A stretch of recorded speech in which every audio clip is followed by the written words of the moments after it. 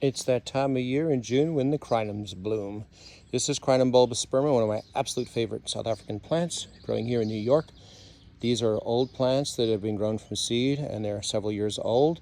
They make massive flowers, spikes, they'll make 3, 4 of them in June, and they'll throw an occasional one afterwards, and they'll make tons and tons of green marble-like seeds.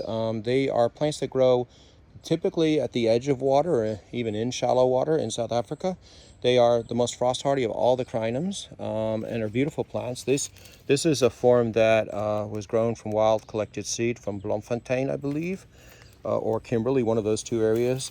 This came from Lifestyle Seeds.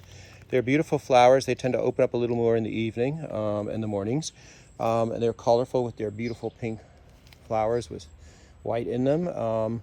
The only fault I can give them is that they're not fragrant like some other crinums are. Their smell is not a particularly nice one, but it's not particularly noticeable either unless you're up close. But these plants make just the most wonderful flowers, and they make these beautiful architectural leaves, which themselves are interesting in the garden as well.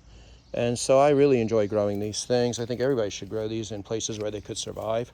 They are not something you're going to find a lot of in nurseries, though, for a couple of reasons. First of all, they don't tend to proliferate from the bulb as much as other bulbous plants and even other crinum hybrids and species selections do. They tend to grow fastest from seed. It will take you 3, 4 years to get flowers at least in this climate, maybe longer. But once they flower, they're there forever. They get bigger and better every year.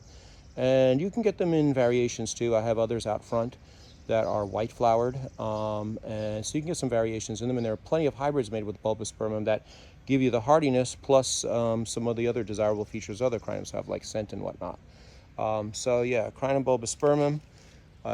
It is also the ancestor of the milk and wine hybrid lilies, they call them down south, which tend to be sterile but are similar, often with fragrance though. And again, you know, this is a plant, once you just give it sun, give it some water occasionally, although it'll tolerate being dry for considerable stretches of time as well.